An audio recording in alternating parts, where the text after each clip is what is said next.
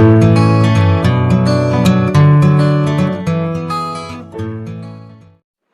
बच्चों, देखिए, चूँकि 64वीं बीपीएससी के साक्षात्कार जो है थोड़े विलंबित हो गए। वो अपेक्षा थी कि वो अक्टूबर माह में ही शुरू होगा, लेकिन मुझे लगता है कि इलेक्शंस की वजह से सरकार के दबाव में वो आयोग भी बहुत व्यस्त हो जाता है, कुछ अधिकारी व्यस्त हो जाते हैं, तो हमको लगता है इसी वजह से वो लोग दिसंबर में ले रहे हैं। इस कारण जो है अब अच्छा भी है, मैं मानता हूँ कि आप लोग के लिए जो होता है अच्छा ही होता है, अच्छे के लिए होता है। जो बच्चे जो मेंस में लगे हैं 65वीं में, वो बढ़िया से अब मेंस में लगे रहेंगे, अन्यथा दोनों तरफ बैलेंस करने में थोड़ी दिक्कत तो हो ही जाती। तो अब बच्चे जो हैं वो 65वीं जो है मुख्य परीक्षा है उस पर कन्फाइंड करेंगे। लेकिन मेरा थोड़ा आपसे सलाह ज़रूर होगा, जो इंटरव्यू दे रहे हैं, कि उसको इंटरव्यू को ब्रेक मत करना। वो थोड़ा सा 1 घंटा 1.5 घंटा जो है उस विषय पर भी ऑलवेज थिंक करते रहना, सोचते रहना, बोलते रहना, ठीक है। वो अपने ही दोस्तों के साथ कुछ मॉक के संबंध में बोलते रहना, क्योंकि वो एक क्रमिक प्रक्रिया का चीज़ है। वो लंबा समय मिल गया तो इसका लाभ मिलेगा, और सब इसमें चूँकि सब बच्चों को मिलेगा तो ये टफ भी हो जाएगा कि हम आपको और अच्छे से तैयार होना। तो ध्यान में रखिएगा, उसको भी छोड़िएगा नहीं। मेरी सलाह है आपको, ठीक है। मैं सलाह तो देता ही रहता हूँ, आप चाहे उसको माने ना माने, ठीक है। लेकिन मेरे विचार से ऐसा नहीं करिएगा कि आप एकदम बिल्कुल छोड़ दीजिएगा, ठीक है, वो घातक हो सकता है। चलिए, 65वीं जो परीक्षा है उसमें कुछ बच्चे ने मांग कर रखी थी कि सर उसका कुछ गेस क्वेश्चंस दे दीजिए। तो उस क्रम में मैंने सबसे पहले पॉलिटी दिया था, सेकंड पेपर का मैं एक सेगमेंट मैंने दिया था पॉलिटी, और वो शायद आप लोगों ने देखा होगा, जो नहीं देखा होगा वो वीडियो जाकर देख सकते हैं। और दूसरे सेगमेंट में मैं इकोनॉमी को लेकर के आया हूँ, ठीक है। तो मैं उसको इकोनॉमी, फिर उसके बाद साइंस टेक दे दूँगा, और कुछ सब्जेक्ट्स भी दे दूँगा, जैसे एलएसडब्ल्यू मैंने आज तैयार कर दिया, मैं उसको भी दे दूँगा। तो ये जो है अर्थव्यवस्था के पर मैं प्रश्न जो लेकर के आया, आप उन प्रश्नों को मैं सरसरी निगाह से जल्दी से बोल देता हूँ, आप इसको तैयार करेंगे। देखिए, इसको तैयार करने का ये मतलब नहीं कि अन्य प्रश्न नहीं तैयार करेंगे, ठीक है। ये वो क्वेश्चंस होगा जो आप लास्ट आवर में रिवाइज करेंगे, ठीक है। कॉन्फाइंड लास्ट आवर में इसी पर कॉन्फाइंड करिएगा। बाकी आप जो चीज़ें हैं पहले से तैयार करके रखा, वो आप निश्चित रूप से कवर अप करिए। कॉन्फिडेंस लेवल तभी हाई रहता है जब आप सेलेक्टिव्स नहीं हो रहते।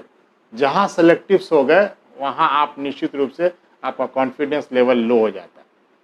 तो समग्रता में पढ़ना है, ये तो है ही, लेकिन होता क्या है कि अगर आप कुछ सेलेक्टिव्स हो गए और बहुत अच्छे ढंग से उसको तैयार कर रखा है, और वहाँ से अगर 3 क्वेश्चंस आपको लिखने हैं और उसमें से 2 क्वेश्चंस ऐसे पकड़ा गए जो आप एकदम बिल्कुल घर से तैयार बैठे हो, तो आपको वहाँ पे वो एज दिला देगा, ठीक है। वहाँ आप बहुत तेज़ी से लिखेंगे और वो सब चीज़ें जो है आपको फ्रेमवर्क बना रहेगा, ठीक है, तो आप जल्दी से करेंगे। और ना एक्सटेम्पो राइटिंग तो करने की कला तो हो ही चुकी होगी, विकसित हो ही जाती है, ठीक है। मेंस के जो भी छात्र हैं, जब तक एक्सटेम्पो राइटिंग नहीं आता है उनके दिमाग में, तब तक फ्रेम करने की कला नहीं है, तब तक वो कम्पीट करने के सोचे भी ना, ठीक है। स्कैटर्ड लिखने पर कतई ना अच्छे नंबर नहीं आते, ध्यान में रखिएगा। तो अब जो है मैं जो प्रश्न है उस पर आता हूँ। मेरा जो पहला प्रश्न है, सेगमेंट में मैंने बांटा है, कृषि वाला जो सेक्टर है वो बहुत इंपॉर्टेंट है इस बार, ठीक है। तो वहाँ से प्रश्न आएंगे, और कृषि आधारित जो उद्योग है वहाँ से भी प्रश्न आने की संभावना है। तो अगर दोनों प्रश्न अभी आ सकता है, नहीं तो एक तो तय ही है, ठीक है। तो आप मैं 2-3 में इसमें लिया हूँ, आप ध्यान रखिए, उसमें से एक प्रश्न तो आएगा ही आएगा। खाद्य प्रसंस्करण क्षेत्र कृषि और उद्योगों के बीच एक योजक कड़ी के रूप में कार्य करता है। आप फूड प्रोसेसिंग जो है उस पर बहुत काम हो रहा है, ठीक है। और बिहार के दृष्टिकोण से देखिए तो ये हमारे लिए यही एक एस्पेक्ट्स है, खास खाद्य प्रसंस्करण उद्योग, क्योंकि हमारी अर्थव्यवस्था का बहुत बड़ा भाग कृषि आधारित, और खाद्य प्रसंस्करण में चाहे लीची का प्रसंस्करण हो, ठीक है, आप मधुमक्खी पालन हो, तमाम जो हर एक खाद्य, चाहे केला का हो, चिप्स हो, ये सब खाद्य प्रसंस्करण का ही क्षेत्र है, ठीक है। तो खाद्य प्रसंस्करण क्षेत्र जो है कृषि और उद्योग के बीच एक योजक कड़ी के रूप में काम करता है, ठीक है। उद्योग जो है वो और कृषि आधारित उद्योग, पूछना यही चाह रहे हैं, बिहार की अर्थव्यवस्था को गति प्रदान करने में इसकी भूमिका का विश्लेषण करें। अब आप इस प्रश्न को अच्छे से अभी से ही तैयार कर लीजिए और बिल्कुल अद्यतन होनी चाहिए। अभी आप पेपर पढ़ रहे होंगे, डेली खाद्य प्रसंस्करण के क्षेत्र में हम लोग क्या काम कर रहे हैं वो निकल रहा है, उसको इसमें जोड़ते हुए और बढ़िया ढंग से इसको तैयार करिए, ठीक है। और अगर कोई छात्र ऐसा है जो आप मुझे व्यक्तिगत रूप से दिखाना चाहता है तो आप मेरे व्हाट्सएप पर लिख के भेज देना, उसमें अगर कोई कमी होगी तो मैं उसको जोड़ करके आपको एक उत्तर के रूप में, मैं कोशिश करूंगा कि एक आध उत्तर लिख करके आपको कैसे लिखना है वो कला भी बता ही, ठीक है, मैं कोशिश करूंगा। दूसरा प्रश्न है, कृषि को एक सफल उद्यम के रूप में स्थापित करने के लिए यह आवश्यक है कि इसके समस्त अवयवों का उचित समन्वय हो। यानी कृषि को एक उद्योग का दर्जा मिले, वो तब मिलेगा जब हम उसके बीज से लेकर के, खेत तैयारी से लेकर के और उसके भंडारण से उसके वितरण तक, यानी किसानों को लाभ पहुंचाने तक की बातें जो हैं वहाँ करें। एक उद्योग के रूप में स्थापित करने के लिए, एक उद्यम के रूप में स्थापित करने के लिए ये समस्त समन्वय का उचित, समस्त अवयवों का उचित समन्वय हो, ठीक है। ये एक एस्पेक्ट्स में बता रहा हूँ। देखिए प्रश्न अब जब यूपीएससी स्टाइल में ही पूछ रहा, इसलिए मैं थोड़े बड़े बड़े प्रश्न जरूर दिखाई पड़ते हैं, लेकिन ये ध्यान में रखना कंटेंट्स जो है क्या है। अब इसी पर ऐसे ऐसे प्रश्न यूपीएससी में आते हैं तो आपको इसी प्रकार के प्रश्न आने की संभावना भी रहेगी। 2022 ईस्वी तक कृषकों की आय दुगनी करने के लिए कृषि प्रबंधन की आवश्यकता है। ये सब कृषि प्रबंधन का हिस्सा है, एग्रीकल्चर मैनेजमेंट का हिस्सा है, और उद्देश्य क्या है, 2022 तक किसानों की आय को दुगनी करना, ठीक है। अब इस संबंध में केंद्र सरकार और बिहार सरकार ने कौन कौन से निर्णय लिए और कौन कौन से को उसको धरातल पर उतारा, इसकी बातें करनी है। अब ध्यान में रखना, मैंने इसकी व्याख्या करने के लिए कही है, आप पॉजिटिव एस्पेक्ट्स इसमें डालेंगे, लेकिन कुछ चीज़ें आलोचनात्मक भी होनी चाहिए और क्या की जानी चाहिए वो सजेशन भी आप लास्ट पैराग्राफ में कंक्लूड करेंगे, ठीक है। न भी पूछे तब भी 2-4 लाइन दे के कि और अपेक्षित है कार्य करना, अभी भी किसानों को नहीं ढंग से मिल पा रहा, इसका विस्तार करने की आवश्यकता है, इसकी मॉनिटरिंग करने की आवश्यकता है, आप इसको दे सकते हैं। धरातल स्तर पर अभी भी और उतरने की आवश्यकता है, ठीक है, ताकि सीमांत किसानों को और मिल सके। आप उस चीज़ को लेके और कंक्लूड जब करना तो अपनी एक दिशा निर्देश देने की, ऐसे कार्य करने से और अच्छे परिणाम मिल सकते हैं। तो आपका एक विज़न भी पता चलेगा हर एक क्वेश्चंस में, ठीक है। मैं सब्जेक्ट के भी क्वेश्चन पर किसी दिन बात करता हूं कि आप लोग को कैसे लिखना चाहिए।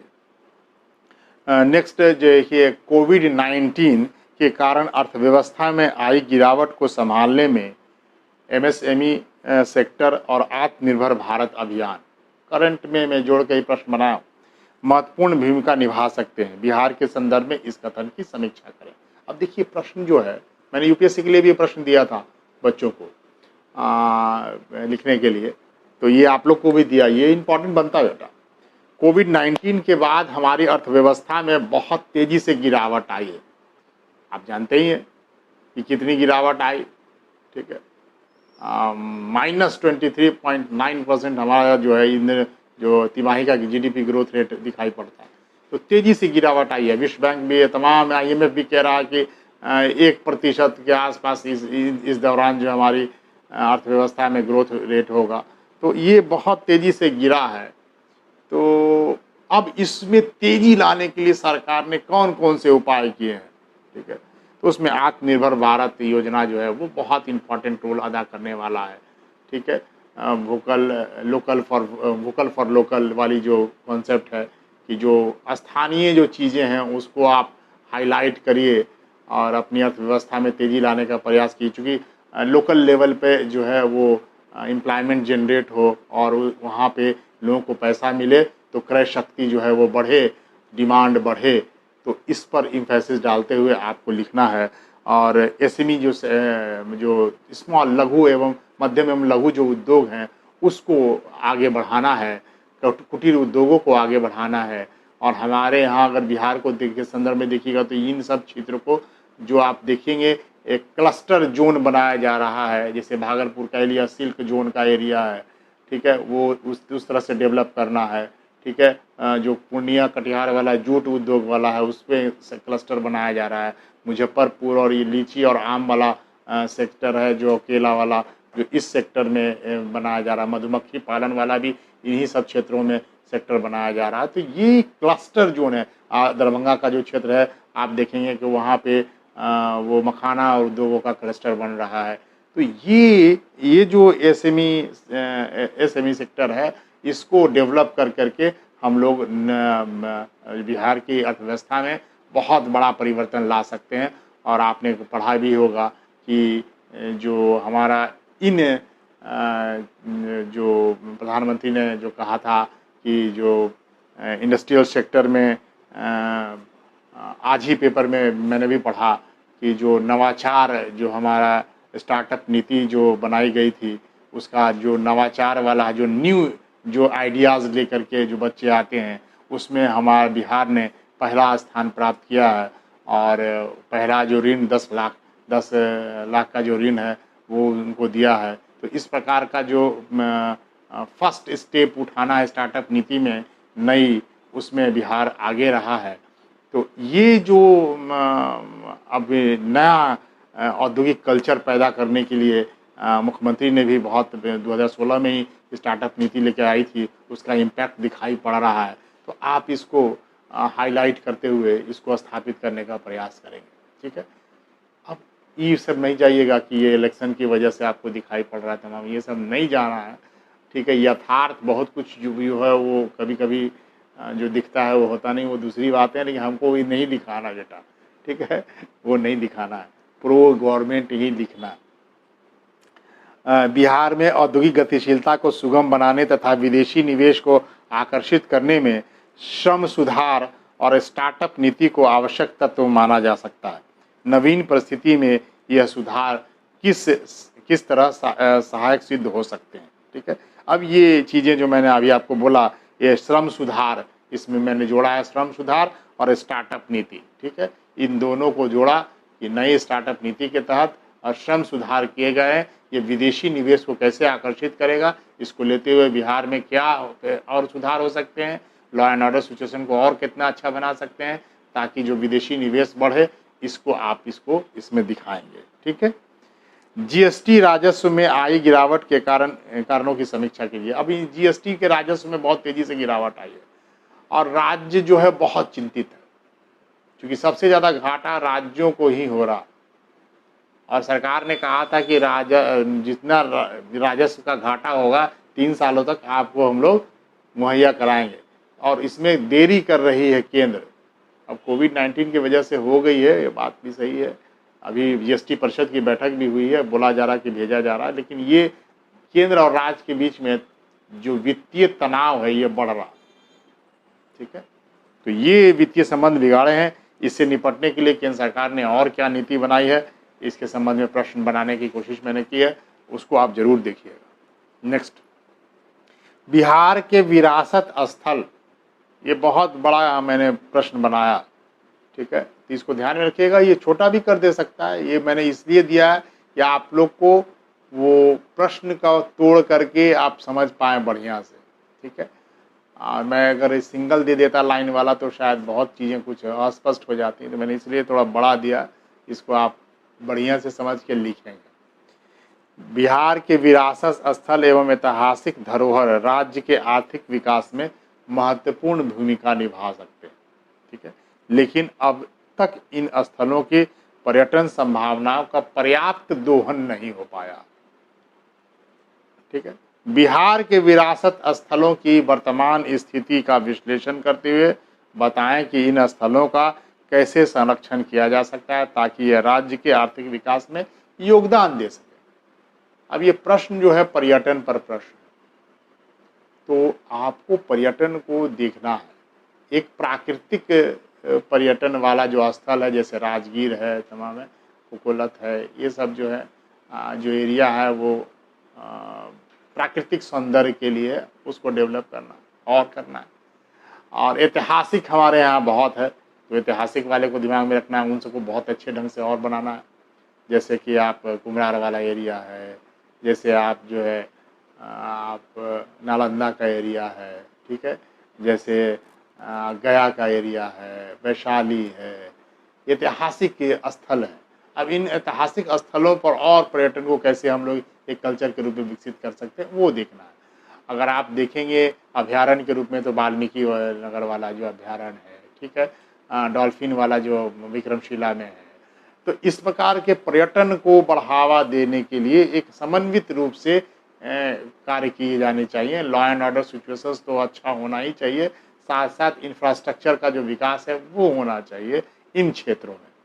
गया में तो हुआ ही है, जापान और इस सब की मदद से हेलीपैड वगैरह बने हैं तमाम, लेकिन अन्य क्षेत्रों में भी इसका विकास होना चाहिए। जल संकट एक बहुत भीषण समस्या है, और मैंने इस पर वीडियो बनाए हैं, आपके बिहार वाले संबंध में भी बनाया, तो आप उसको सहायता लेकर के इसको बनाएंगे। जल संकट की भीषण समस्या तथा मानव जीवन के लिए जल की उपयोगिता को देखते हुए राज्य सरकार द्वारा कई कदम उठाए गए हैं, परंतु इस दिशा में और कार्य अपेक्षित है। इस कथन की समीक्षा बिहार के संदर्भ में करें। ठीक है, तो ये प्रश्न बहुत इंपॉर्टेंट बनता है मेरे विचार से।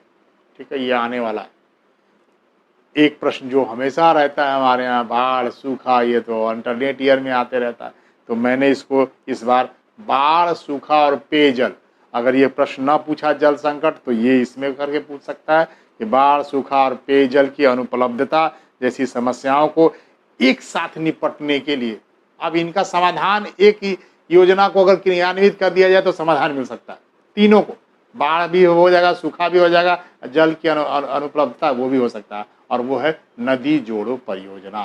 तो अगर नदी जोड़ो परियोजना है तो इन तीन एस्पेक्ट्स पर लिखना है, ध्यान में रखिएगा। बाढ़ को लेकर के, सूखा को लेकर, पेयजल को लेकर के, और ये अभी क्रियान्वयन की दिशा में आप बहुत सारे काम हो रहे हैं। अभी देखिए वो गंगा उद्दह योजना जो मैं इंटरव्यू में भी पूछ रहा हूँ, ठीक है, तो वो योजना है जिसमें मोकामा से जो है गंगा का पानी जो है वो पाइपलाइन के जरिए वो नवादा और गया तक, वहाँ तक पहुँचाने की बात की गई। तो ये जो है ये चीज़ गंगा जोड़ो परियोजना, ये बहुत कारगर सिद्ध हो सकती है। जहाँ हम लोग बाढ़ वाला क्षेत्र है वहाँ से पानी को अगर निकाल करके सूखे वाला क्षेत्र, एक ही समय में ऐसा होता है, एक क्षेत्र सूखा रहता है दक्षिण बिहार और उत्तर बिहार में बाढ़ आती रहती है। अगर यहाँ से पानी को निकाल करके वहाँ ले जाया जाए तो एकदम समझिए कि हमारा जो है कृषि क्षेत्र और बढ़िया हो सकता है।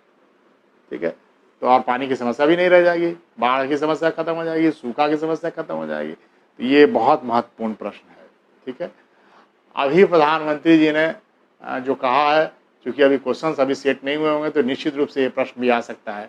ये 3 सेक्टरों में बिहार में निवेश किए जा रहे हैं, काम किए जा रहे हैं, वह है श्वेत क्रांति, नीली क्रांति और पशुपालन को बढ़ावा देकर के ग्रामीण विकास को उल्लेखनीय गति दी जा रही सकती है। बिहार सरकार द्वारा हाल ही में उठाए गए नवीन कदमों के संदर्भ में इस कथन की समीक्षा करें। ठीक है, मैंने जो भी प्रश्न दिए हैं अप्लाइड देने की कोशिश की है। अगर ये क्वेश्चन नहीं भी आया, कोई और भी क्वेश्चन आया, तो इतनी की जगह तैयारी कर लेंगे तो वही अस्त्र होंगे, आप उसका घुसा कर उसमें लिख देंगे। आप इतना तैयार कर लो, मैं गारंटी के साथ देता हूं कि आपको वहां पे 3 प्रश्न लिख करके आओ। ठीक है, इनमें जितने मटेरियल्स होंगे उस सब का उपयोग आप किसी अन्य क्वेश्चंस में पूछे गए उसमें भी इस्तेमाल कर सकोगे। कुछ चीज़ें जैसे बैंकिंग सुधार वगैरह वो नहीं दिया, वो यूपीएससी में पूछता, बिहार वाला में देखते हैं नहीं पूछता। बिहार वाले में कोशिश करता है वो बिहार ओरिएंटेड प्रश्न ही पूछे, यहाँ की समस्याएं क्या है तमाम इन सब पर ज़्यादा प्रश्न पूछता है। ठीक है, ध्यान में रखिएगा। सामाजिक वानिकी से आप क्या समझते हैं? सोशल फॉरेस्ट्री अभी बहुत हो रही है, वो से आ सकता है। इसके विभिन्न रूपों की चर्चा करते हुए बताइए कि सामाजिक वानिकी राज्य के ग्रामीण क्षेत्रों के विकास के लिए किस प्रकार मददगार साबित हो सकती है। ठीक है।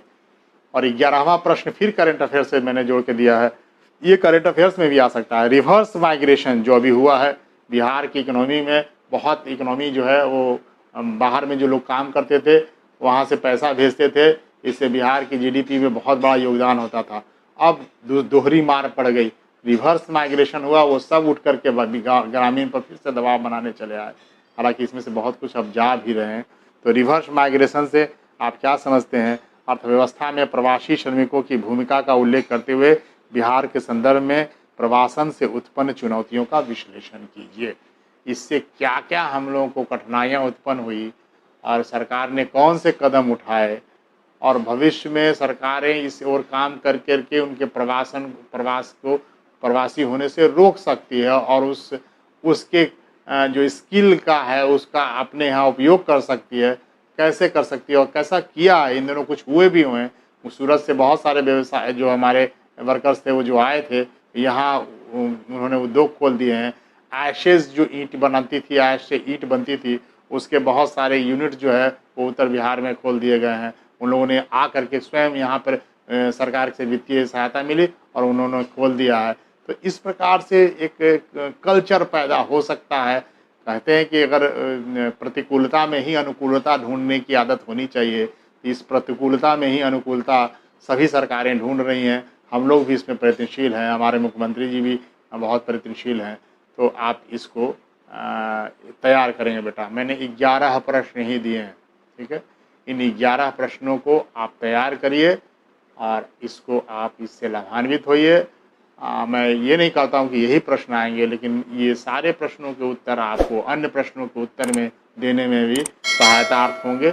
आप इन डायमेंशंस को कर लीजिए, ये सारे आपके इसमें भी आपके इंटरव्यू में भी काम आएंगे। तो इनको तैयार करिए और इन पर विशेष रूप से इम्फेसिस डालिए। उम्मीद करता हूँ अगर भगवान ने चाहा इस द्वारा हमारे अनुभव जो हैं अभी तक यही कहते रहे हैं। जब बच्चा एग्ज़ाम दे के आता तब वो कहता है कि सर आपका ही प्रश्न आया था। तो ये नहीं कहता हूँ कि ये आ जाएगा फिर मुझे बाद में ये मत कहना, ये नहीं कहता हूँ कि यही आ जाएगा, लेकिन मैं ज़रूर कहता हूँ कि इससे बहुत लाभ मिलेंगे आपको, ये मेरी गारंटी। चलिए, आप लोग का बहुत बहुत धन्यवाद। आप मैक्सिमम लोगों तक इसको दें, सब लोग लाभान्वित हों, सब लोग तैयार हों। उत्तर आप अपने अनुसार से तैयार कीजिए, क्वेश्चंस मिल जाए फिर भी कोई दिक्कत नहीं है, ठीक है। चलिए, धन्यवाद आप।